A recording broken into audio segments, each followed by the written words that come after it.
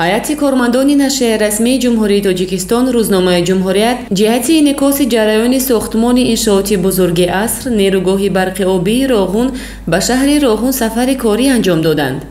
давоми 2 рӯз ҳайати гурӯҳ аз чанд қитъаи нерӯгоҳ, сохтмони сарбанд, ядрои сарбанди асосӣ, нақбҳои сементатсионӣ, арматурбандӣ, толори мошинҳо ва муҳимтар аз ҳама мавзеи агрегатҳо дидан карданд. иттилоъ дода шуд, ки бунёдгарони Роғун то моҳи октябри соли ҷорӣ ба натиҷаҳои дилхоҳ ноил гардиданд. аз ҷумла дар таҳкурсии ядрои сарбанд, хобондани бетони кӯбида, арматурбандӣ ва бетонхобонии галереяҳои ядрои сарбанд идома ёфта, дар маҷмӯъ дар ҳаҷми 171160 метри мукааб бетон хобонда шудааст. мустаҳкамсозии таҳкурсии ядрои сарбанд бо гузаронидани парма ва сементатсия дар 3186 чоҳ анҷом дода мешавад. инчунин корҳо дар дигар қисми иншоот аз ҷумла нақби сохтмони қабати 4 СТ4 ва нақбҳои дастраси он идома доранд. дар баромадгоҳи нақбҳои қабати 3 ва 4 аллакай корҳо ба анҷом расиданд. инак нашрияи расмии ҷумҳурии Тоҷикистон рӯзномаи ҷумҳурият дар иншооти бузурги аср нерӯгоҳи барқи обии Роғун қарор дорад. инҷо тафре мебинед корҳои сохтмонӣ бо суръат ҷараён доранд ва мо дар нақби қабати 4-уми нерӯгоҳ қарор дорем. инҷо мутахассисону сохтмончиён ба корҳои бетонрезӣ, арматурбофӣ ва дар маҷмӯъ корҳои сементатсионӣ машғул ҳастанд.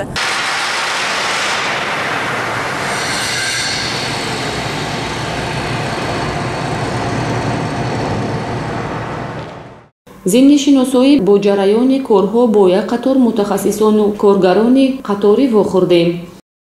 ҳоло мо дар қисмати СТ4 дар бетонрезӣ ва арматурбандӣ фаъолият дорем. мо зиёда аз 10 сол шуда дар ҳамин нерӯгоҳ ба ҳайси арматурбанд шуда кор мекунем. айни ҳол мо дар қисмати туннели СТ4 мо кор кардем. таъмини масъулияти сохтмонӣ хуб аст, ҳар ба сари вақт дастрас мекунам. амо қисмати зиёди корҳо анҷом ёфта шудагиаст. ҳозир дар ҳамин нерӯгоҳ аз мо кӯҳансолӣ бо ҷавонон, сафи ҷавонон бисёртаранд. мо ҳаракат мекунем ки мисол ҳамин ҷавононро сафша зиёд кунему бо шогирдои зиёд тайёр кунем. ман дӯстои қитъаи сементатсионӣ айни ҳол дар минтақаи нақби 4 қарор дорем. дар инҷо корҳои пармакунии чоҳҳо ва бо семент пур кардани он рафта истодааст, ки дар инҷо бо асбобҳои итолиёвӣ истифода бурда истодаем. дар инҷо корҳо бо ҷараён рафта истодааст, ки дар дубаст кор мекунем. дар нерӯгоҳ ба сифати баланди корҳо ва таъмини бехатарии иншоот таваҷҷӯҳи хоса зоҳир мегардад. бахтиёр каримов, муҳандиси пешбари раёсати қабули корҳои нерӯгоҳи барқи обии Роғун, дар ин бора чунин изҳор дошт. дар нерӯгоҳи барқии обии Роғун айни замон корҳо бо суръати баланд ва бо сифати баланд идома ёфта истодаанд. тибқи ҷадвали тасдиқгардидаи умуминерӯгоҳӣ, корҳо айни замон дар обқабулкунакҳои доимӣ, шахтаҳои дарвозаҳои садамавии обқабулкунакҳои доимӣ, камераи васлгарӣ, нақби сохтмонии 3 идома ёфта истодааст. дар ин ҷо айни замон корҳои сифатан баланд рафта истодааст. корҳои бетонхобонӣ, васл насби анкерҳо, корҳои нахканӣ, ҳама гуна корҳо бо сифати баланд ва ба дараҷаи меъёрҳои байналмилалӣ ҷавобгӯ мебошад. масъулияҳои сохтмоние ки дар нерӯгоҳи барқи обии Роғун дастрас карда мешаванд, асосан тибқи стандартҳои байналмилалӣ пешбинӣ гардида аз кишварҳои истеҳсолкунанда дастрас карда мешаванд ва таҳвил дода мешаванд ба нерӯгоҳ. воқеан бо заҳмати сохтмончиёну мутахассисони соҳа, нерӯгоҳи барқи обии Роғун бо иқтидори агрегатҳои ба истифода додашуда имрӯз ба шабакаи ягонаи энергетикии Тоҷикистон пайваст аст ва барқи истеҳсолгардидаи он тавассути хати барқи ҳавоӣ ба хонадони ҳар як тоҷикистонӣ интиқол дода мешавад. ҳамин тариқ нерӯгоҳи барқи обии Роғун пуриқтидортарин иншооти силсилаи нерӯгоҳҳои рӯдивахш бо агрегатҳои бузурги 630 мегаватта ва истеҳсоли 14,4 миллиард киловаттсоат нерӯи барқ калонтарин нерӯгоҳи барқи обӣ дар минтақа хоҳад буд. нерӯгоҳ дар сатҳҳои ҷойгиршавии нерӯгоҳ дар ин минтақа аз сатҳи поёнӣ дар сатҳи 932 корҳои сохтмонӣ оғоз шуда сатҳи поёнии қисмати обгузари турбинаҳо ҷойгир мешавад ва сатҳи бологии худи машзал дар сатҳи 974 нишонаи 974 метр аз сатҳи баҳр ҷойгир аст, лекин таҷҳизот дар миёнаи ин сатҳҳо чуноне ки ман гуфтам қарор дорад. ҳозир бошад барои тайёр кардани агрегати навбатӣ агрегати чоруми нерӯгоҳ, яъне шашум панҷум ба истифода дода шуд, агрегати чоруми нерӯгоҳ бошад, конуси қубури ҷабанда ва зонои қубури ҷабанда гузошта шуда бетон гирифта шуд, инчунин камераи спиралӣ гузошта шуда бетонхӯбонии он низ ба анҷом расид. ҳозир корҳои сохтмонӣ дар кратери агрегати чорум қарор дорад дар сатҳи 964 тайёрӣ ба гузоштани анкерҳои сервомоторҳои дастгоҳи самдиҳандаи чархи корӣ қарор дорад. мо ин анкерҳои сервомоторҳоро аз ширкати фойдхайдрои давлати Австрия дастрас намудем мувофиқи шаҳрномаи қарордоди лоти 1.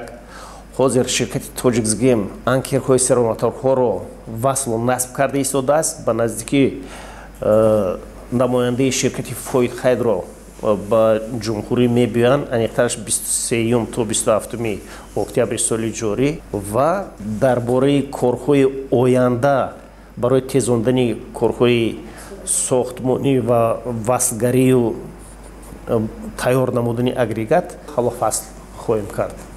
суръат бахшидани ҳар як сохтмон аз таъминот бо таҷҳизот ва техникаи ҳозиразамон вобастагӣ дорад. дар нерӯгоҳи барқии обии Роғун таъминоти ҳар як қитъаҳо бо техника ва таҷҳизоти муосир баръало мушоҳида мешавад. дар робита ба ин Абдузоир Қурбонзода шарҳи бештар дод. таҷҳизотҳои гузошташуда дар нерӯгоҳ гидроагрегати 6 ва 5 истеҳсоли ширкатҳои Украина, Турбоатом ва электротяжмаши шаҳри Харкови Украина мебошад. Инчунин таҷҳизотҳои ёрирасон ба монанди системаи ангизиши агрегат аз ширкати IBB дастрас гардидааст. дастгоҳи тақсимоти элегазӣ, маҷмӯи дастгоҳи тақсимоти элегазие ки мо дар ин ҷо қарор дорем, круе 500 ба 220 киловолт аз ширкати олмон, аз ширкати Siemens мо харидорӣ намудаем, дар ин ҷо васл насб гардидааст. инчунин трансформатори асосии нерӯгоҳ барои ҳар ду агрегатҳои муваққатӣ ки ҳозир фаъолият доранд аз ширкати TBI ҷумҳурии Хитой дастрас карда шуд. оянда таҷҳизоти 4 агрегати боқимондаи нерӯгоҳро мувофиқи қарордод аз ширкати Фойдхайдрои ҷумҳурии Австрия мувофиқи қарордоди лоти 1 дастрас карданем. шиносоӣ бо фаъолияти озмоишгоҳи марказии сохтмонӣ кори навбатии ҳайати рӯзноманигорон буд. дар озмоишгоҳ ки дар Осиё миёна назир надорад, мутахассисони сатҳи байналмилалӣ ҷалб шудаанд. озмоишгоҳи марказии сохтмонии ҷСК МБО Роғун соли 2016 бо ташаббуси асосгузори сулҳу ваҳдати миллӣ пешвои миллат президенти ҷумҳурии Тоҷикистон ифтитоҳ гардид. дар озмоишгоҳи марказӣ шумораи коргарон 99 нафар мебошад. аз 99 корманди озмоишгоҳи марказӣ зиёда аз 20%-ашро занҳо ташкил медиҳанд. дар озмоишгоҳи марказии сохтмонӣ тамоми масъулияҳое ки ба сохтмон ворид мегарданд аз санҷиш гузарона шуда баъди ба талаботҳо ҷавобгӯ буданд барои истифода ба сохтмон иҷоза дода мешавад. озмоишгоҳи марказии сохтмонӣ бо мутахассисони касбӣ таъмин буда ба таври шабонарӯзӣ фаъолият менамояд. фахр аз он мекунам ки дар баробари мардону ҷавонписарон ҳамчун як ҷавондухтар дар бунёдгузории сохтмони бузурги аср Кохи Нур нерӯгоҳи барқии обии Роғун саҳмгузор мебошам. ман сипосу миннатдории худро ба пешвои миллат ҷаноби олӣ мерасонам ки ҷавононро ба хусус духтаронро дастгирӣ менамоянд ки дар ҳама самтҳо کار تحصیل و کار و فعالیت نمایند. آزمایشگاه مرکزی ساختمانی در بین دولت‌های آسیای میانه در جای اول می‌ایستد که با اسباب و دستگاه‌های حاضر زمان جوابگوی به استانداردهای بین‌الخلقی مجهز میباشد. متخصصان آزمایشگاه کوشش میکنیم که برای پیشروی کشورمان وظیفه‌های بزیمه‌مان گذاشته شده را سری وقت و با صفت بلند انجام دهیم. با خواهش خودم سال 2018 با این آزمایشگاه مرکزی به کار آمدم. از مرزم تاجیکانه ما به میدان میکنیم، چرخ راغون را به دست خویش گردان میکنیم. میرسد نور و ضیای آن به هر یک خاندان، تاجیکستان را سراسر اخترستان میکنیم. در بنیاد راغون توری میبینیم تمام متخصصان و کارشناسان ساحه سهم گذاشته ایستادند.